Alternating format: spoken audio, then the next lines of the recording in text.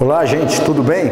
Hoje eu trago um assunto que está ocupando grande destaque aí nos jornais porque diz respeito a uma crise política num país vizinho e muito importante para o futuro até do Brasil, que é a Venezuela, né? A Venezuela é hoje mais do que um parceiro político do Brasil, acima de tudo, um grande parceiro econômico, um país que compra muito da produção industrial brasileira e que se tornou um dos grandes mercados nos últimos anos. Mas o que nós temos em termos de crise hoje se torna uma grande preocupação para o futuro da América Latina. O que está acontecendo hoje na Venezuela começa a ser explicado pelo ano de 1999, quando chegou ao poder Hugo Chávez. Hugo Chávez é um nome extremamente importante para a história recente da América Latina, para o bem e para o mal, né? É sem dúvida um expoente de várias correntes importantes que se encontram na política venezuelana.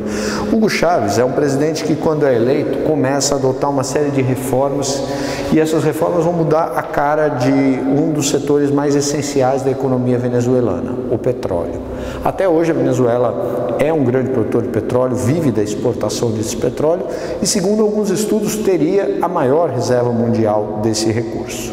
Durante muito tempo, então, o petróleo esteve na mão de empresas estrangeiras e também de uma grande estatal nacional chamada PDVSA, que partilhava os lucros com uma parte das empresas estrangeiras e também com membros de uma elite administrativa.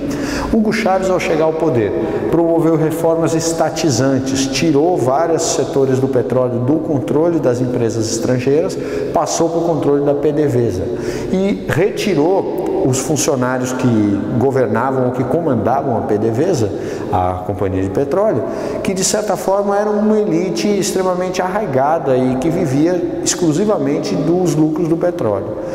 E com isso, o governo passa então a ter uma arrecadação gigantesca de dinheiro a partir do petróleo, que vai ser violentamente investido em programas sociais, né? O governo de Hugo Chávez foi um governo, alguns vão dizer que isso é uma forma de populismo, inclusive, que se voltou aos programas sociais, principalmente no setor de habitação, algo semelhante, mas mais amplo até que no Brasil, ao Minha Casa Minha Vida, programas de envio de médicos cubanos para as periferias venezuelanas e também programas de alfabetização, né? Segundo a Unesco, hoje é um dos poucos países do mundo que baniu o analfabetismo do mundo, né? do seu território.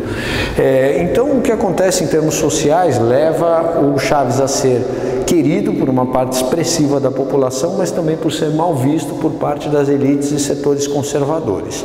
Parte desses setores porque perderam privilégios com o governo do Hugo Chávez e parte desses setores porque acreditam que essas políticas são cosméticas, não mudam a cara do país e são apenas uma forma de garantir a continuidade eleitoral do governo chavista, né?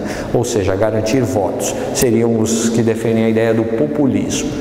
O que acontece é que Hugo Chávez, em 2013, faleceu e tinha ganho novamente a eleição, mas como morreu logo após a realização das eleições, uma nova eleição foi realizada e o seu aliado, Nicolás Maduro, foi eleito. O Nicolás Maduro não tem a mesma popularidade, a mesma projeção que o Hugo Chávez. Isso na América Latina conta muito. Nós ainda temos a nossa ideia de eleição muito ligada à pessoa, muito mais à pessoa do que ao partido ou às ideias. Então, foi difícil para Hugo Chávez transferir o seu legado político para o Nicolás Maduro, que foi eleito, mas foi eleito por uma margem muito estreita de votos. Isso acirrou os ânimos, né, da oposição, que passou a se radicalizar na luta contra o governo. A oposição, que inicialmente recorria por métodos pacíficos, né, para tentar derrubar o governo do Nicolás Maduro, começou a radicalizar, convocar protestos de rua, depredação, e existe um histórico dessa oposição violar as regras democráticas também, né? Alguns anos atrás, a própria oposição chegou a dar um golpe no Hugo Chávez, que depois foi reconduzido ao poder pelos militares. Então, é uma oposição que também tem um histórico de violação das regras do jogo democrático, assim como o governo, né? O governo chavista, desde o Hugo Chávez e agora com o Nicolás Maduro, é também muitas vezes acusado de interferir na mídia, de censurar a imprensa, de caçar direito de liberdade, direito de expressão, né?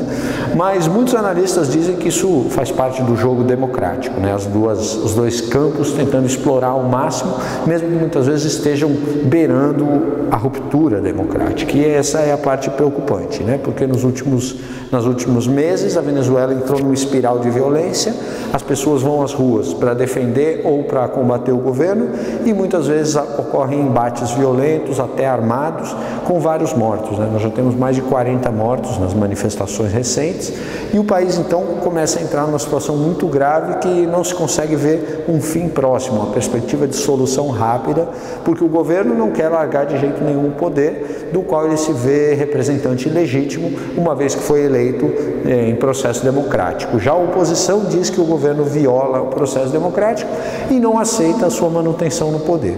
Então nós temos um impasse muito grande que coloca em xeque não só o futuro da Venezuela, mas também da própria democracia na América Latina, que passa a ser questionada a partir dessa situação. O que nós temos de interessante nessa história, e muito relevante para as provas do vestibular, inclusive, é a participação da Unasul.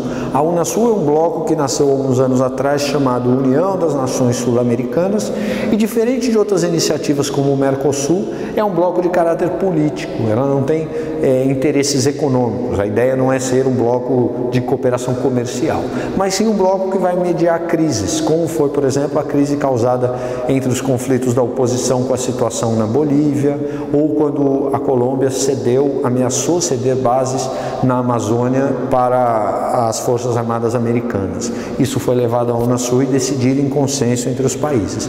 E agora nós temos então a Unasul tentando novamente buscar esse protagonismo, tentando exercer uma mediação, ou seja, tentando fazer com que os dois lados conversem e se chegue a uma solução pacífica. Como eu disse a vocês, passa por essa solução pacífica o fato de que o país pode assim evitar um conflito mais sério, já que há um acirramento das duas partes, tanto do lado chavista quanto do lado dos manifestantes, tomando as ruas e cada vez mais recorrendo a ações violentas e ações armadas, né? Bom, como eu comecei a minha fala, muitos acreditam que o Brasil tem uma simpatia ideológica pelo governo do Nicolás Maduro, como já teria pelo Hugo Chávez, mas muito mais importante que pensar nessa simpatia ideológica é pensar que, em primeiro lugar, o governo brasileiro tem interesse em defender as democracias, os governos legitimamente constituídos, e Nicolás Maduro, apesar de vários erros e desmandos, é um presidente legitimamente eleito democraticamente.